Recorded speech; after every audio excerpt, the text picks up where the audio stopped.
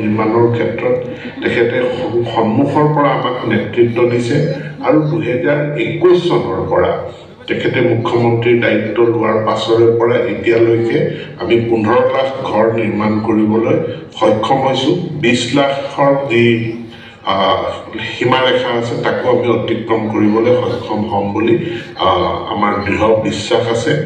সকলো হিতাধিকাৰীলৈ মই মোৰ ফালৰ পৰা শুভেচ্ছা জ্ঞাপন কৰাৰ লগতে এই কথাও জনাব বিচাৰোঁ যে আজি আমি যি চেংচন লেটাৰ দিম ইয়াৰ সমান্তৰালকৈ পুনৰ এক PMGY ঘৰৰ কাৰণে এক সাৰ্ভে প্ৰক্ৰিয়াও আৰম্ভ হৈছে, যাক আমি জিঅ' টেগিং বুলি কওঁ। নতুনকৈ জিঅ' টেগিং কৰাৰ এক প্ৰক্ৰিয়াও আৰম্ভ হৈছে আৰু এইবাৰৰ বিশেষত্ব হ'ল যে এই জিঅ' টেগিং বা এই সাৰ্ভে প্ৰক্ৰিয়াটো আমাৰ যিসকল জীৱিকা সখী আছে, ৰাষ্ট্ৰীয় গ্ৰামীণ যি আমাৰ যি নেশ্যনেল ৰুৰেল লাইভলিহুড মিছন তাৰ অধীনত যিসকল ব্যক্তি আছে, আমাৰ সেল্ফ হেল্প গ্ৰুপসমূহ আছে, তেওঁলোকো জড়িত হ'ব পাৰিব।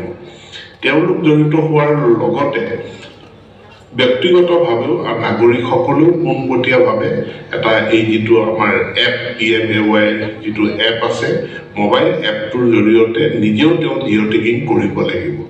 ইয়াৰ যি তালিকা প্ৰস্তুত হ'ব, এই তালিকাখন পৰৱৰ্তী পৰ্যায়ত গ্ৰাম সভা অনুষ্ঠিত হ'ব আৰু সেই গাঁও সভাত আমি এই তালিকাখন গাঁও সভাই পুনৰ বিবেচনা কৰিব। তাতে যিসকল উপযুক্ত ব্যক্তি আছে সেই উপযুক্ত ব্যক্তিসকলে PMAY ঘৰ লাভ কৰিব।